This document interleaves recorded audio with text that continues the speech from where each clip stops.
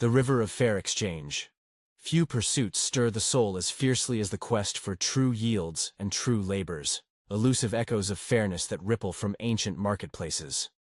Novices in the craft of trade often chase these shimmering phantoms, rooted in times when barons and guilds bartered under cathedral shadows. Yet wiser hands unfurled a sturdier banner, the dance of fruitful yields and fruitful labors. These are the currents that swell the bounty of creation and the breadth of trade. Fruitful labors, in turn, spark the widest harvest of tasks and the richest streams of coin.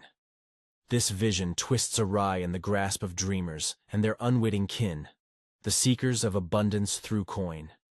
They sidestep the thorn of whether today's labors gleam with justice, asking instead if the wheels will turn. Only one measure, they chant, wards off the abyss. Labors must flow enough to reclaim the harvest they sow. Every dip in the past, they swear, sprang from this failing, and at every turn they proclaim the stream too shallow still.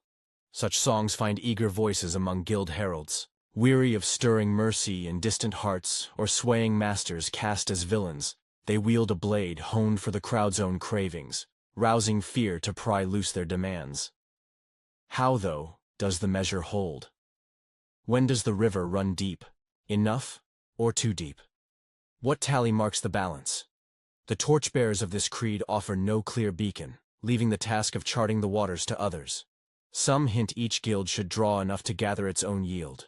Tailors stitching humble, tunics reclaiming tunics, while weavers of silken robes claim robes. Yet surely not bakers of rye loaves hoarding rye alone, nor crafters of gilded carriages hoarding only their gleam. History whispers a lesson. When loom tenders in a northern vale, already perched among the land's well-fed third, their weekly take 15% above the forge's norm, and triple the shopkeep's, cried for a 25% swell, they vowed it would shore up a crumbling power to grasp their own wares. What of the forge hand or stall-keeper then? If that leap staved off ruin, would a mere 25% suffice for them? Or must they chase 40 to 100% to match the loom's bounty? Past guild cries suggest the loom tenders would guard their edge, for the hunger for balance bends less toward lifting the lower than grasping the higher. A human thread, not the weave's flaw, at play here. This claim, that labors must reclaim their harvest, merely drapes a broader call for overflowing purses. True, the toiler's coin is their reach, but so too is the baker's, the landholders, the forge masters, each a current to claim another's craft. And every craft seeks buyers for its sweat, yet every coin earned cuts another's cloth. A rise in labor's toll, unmatched by a rise in its yield, thickens the burden of making. Where rulers bind prices, this strangles the edge-dwellers' gain, shuttering their fires and thinning the harvest.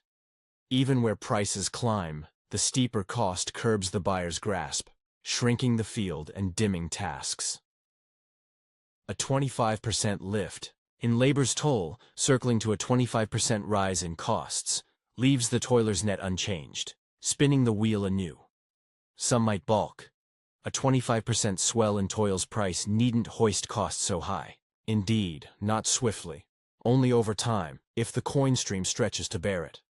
Should that stream stiffen, unmet by labor's fruit and gold's tongue, the rise breeds silence, fewer hands at work, purses lighter in gleam and grasp. Scholars, like Tobin Vey and Mara Lint, one sifting troves of tallies, the other threading pure reason, found toil's call bends thrice or fourfold against its price. A 1% dip in true toil price might summon 3% more hands. A rise beyond yield's edge could triple the quiet, shrinking the toiler's hoard accordingly. Even if past bends don't promise tomorrows, they beckon pause. Suppose, then, the coin stream swells to cradle the rise without silencing hands. If the old weave of toil and cost stood firm, a 25% lift in labor's toll likely births a matching climb in prices. Doubts that it lags lean on twin mirages, eyeing only a single forge's labor thread, mistaking it for the tapestry, or forgetting the vertical weave, costs in ore, cartage, tools, and trade halls. From 1935 to 1950, toil's share of a land's bounty averaged 65%, 2/3 of all crafting costs at least. A 25% rise there, with gains edge steady, lifts prices near 16%, dimming the coin of keepers and seekers, alike until the old dance resumes. A shift, not a boon, in the toiler's slice. Equilibrium in toil and yield balances want and offer. Push yields past this line and desire wanes, shrinking the harvest. Drag them below, and gain fades, stunting the bloom. To force either veers from the river's pull, less crafted, fewer tasked. The harvest isn't sown nor claimed by forge hands, alone. It's bartered by all. Scribes, healers, sowers, traders, dreamers, each threading the whole. The finest yields aren't the tallest, but those swelling craft and trade widest. The finest toil prices aren't the grandest, but those fostering full tasks and brimming coffers. The finest gains aren't the leanest, but those sparking more to sow and tend. To steer the river for one risks capsizing all, even the favored. It must flow for every shore. Hostility flares at the whisper of gain, a sign of how dimly its pulse is felt. In a land's tally from 1935 to 1950, workshop gains averaged under 6% of the bounty, yet scorn stings sharpest there. No slur brands the toil-seeker or loss-bearer, though a tinker's gain may trail a bard's fee or a mill-hand's due. Mists cloud the view. The windfall of Titan forges looms as the norm, not the rarity. Few note how workshops fade. 6 in 10 herb sellers last a year. 3 greet their third dawn. From 1932 to 1940, more ventures sank than shone. Gains, averaged wide, may dwindle to a flicker or a shadow, when risks, losses, and the tender's own sweat are weighed. Not charity but bold dreams drive this dance. Venturers stake all, lured by rare glints. Cap gains at say 8%, while ruin stalks free, and the flame dims. Tasks and crafting wane, as war's heavy tolls once taught. Yet rulers oft assume the wheel turns unbidden, heedless of curbs. Fixed yields choke the spark, skewing the harvest from the crowd's call. Free flows yield abundance. High peaks draw hands and tools till balance reigns. Gains guide the river's course. What blooms, what withers. Without their gleam, toil and tools stray, crafting less than their worth. No overseer, however keen, can chart this alone. Free yields and gains outpace any dictate, swelling bounty swiftest.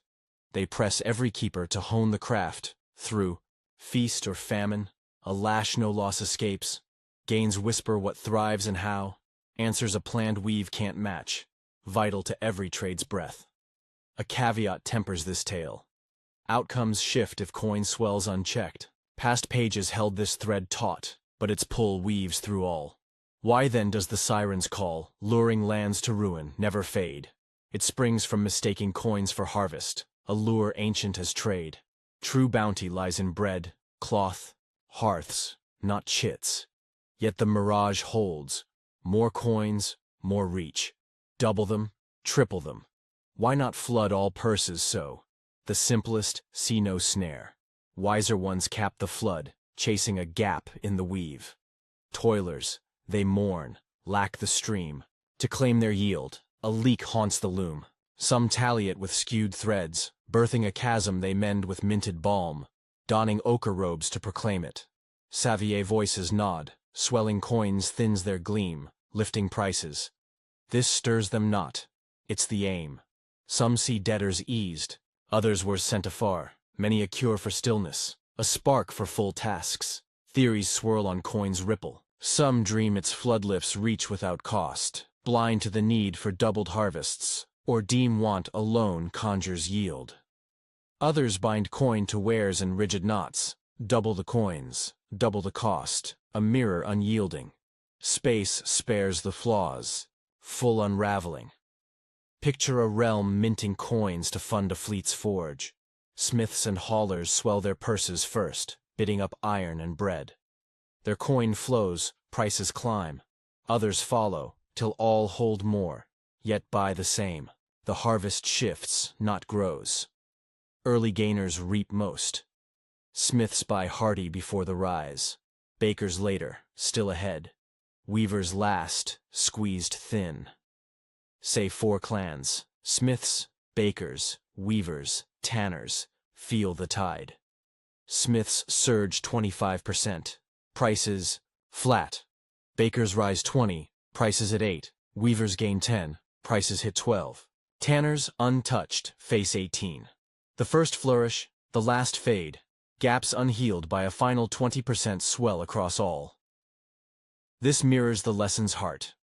A fleeting boon for some costs others dear, sowing ruin wide. Even a gentle flood warps the weave. Some looms overgrow, others starve. Tools rust mislaid. When the tide ebbs, the wreckage lingers. No soft halt steadies this flood. Pressures spiral. Voices clamor for more. Coin's worth bends not by fiat, but by faith. Swayed by wars, drummer plenty's promise. When the flood races wild, its gleam crashes swift. Disasters seal. Yet the call persists. Each land blind to another's scars, chasing apples that crumble to ash. Inflation births 1,000 veils, none sharper than the pledge to stir the stagnant wheel. It's a mirage of coin, not bounty, rippling false hope. True reach lies in wares swapped, hammer for loaf, not paper conjured. The flood shifts the weave, lifting yields over toil, to nudge idle hands anew. A cleaner cut lies in easing toil's price, but subtlety cloaks this as trickery, deemed foe to the toiler. Yet toil's own watchers, armed with tallies, see, through the haze, demanding their edge holds firm, knotting the weave tighter still. The cunning veil their aim, dreaming coins weave wealth from air, a multiplier's magic. They miss the true snag. A tangle of toil, yield, and cost. Only its mending stirs the wheel true, floods but mask the knots, a dazzling shroud. This shroud dulls the sting, a balm for rulers weaving plans. Public works, paid not by tolls but minted dreams, glitter as gifts unclaimed. Yet debts loom, unpaid.